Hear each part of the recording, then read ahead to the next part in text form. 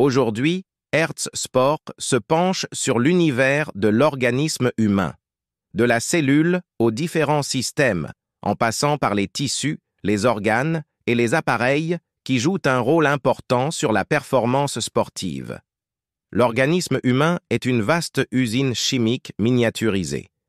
Toute activité de l'homme est le résultat d'une réaction chimique. Des produits mis en présence réagissent grâce à des impulsions et donnent, dans le cas de l'activité musculaire, des mouvements. Le principe du fonctionnement musculaire peut être, dans ses grandes lignes, assimilé au fonctionnement d'un moteur à explosion d'une voiture. Dans le moteur, l'essence et l'air constituent un mélange gazeux qui explose lorsque l'étincelle jaillit de la bougie. Cette explosion dégage de la chaleur et propulse le piston qui fera avancer la voiture par un système de transmission. Les déchets et les produits de dégradation vont s'éliminer à l'échappement. On peut dire que l'énergie chimique contenue dans le mélange gazeux s'est transformée en énergie mécanique et en chaleur.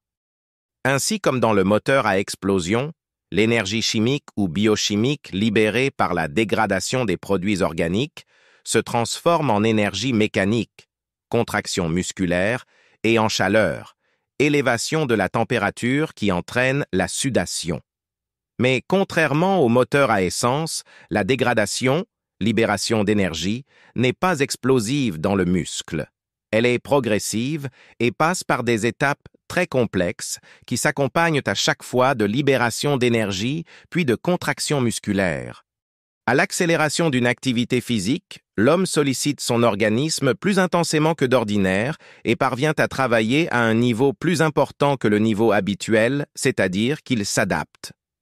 La physiologie nous apprend que pour se développer, se reproduire, agir, lutter contre la dégradation, etc., les organismes vivants ont besoin d'énergie et de matière.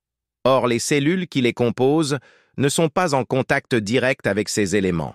Alors, elles se sont spécialisées pour coopérer et assurer à chacune d'elles l'apport de ces deux éléments fondamentaux. Ainsi, les cellules nerveuses transmettent les messages.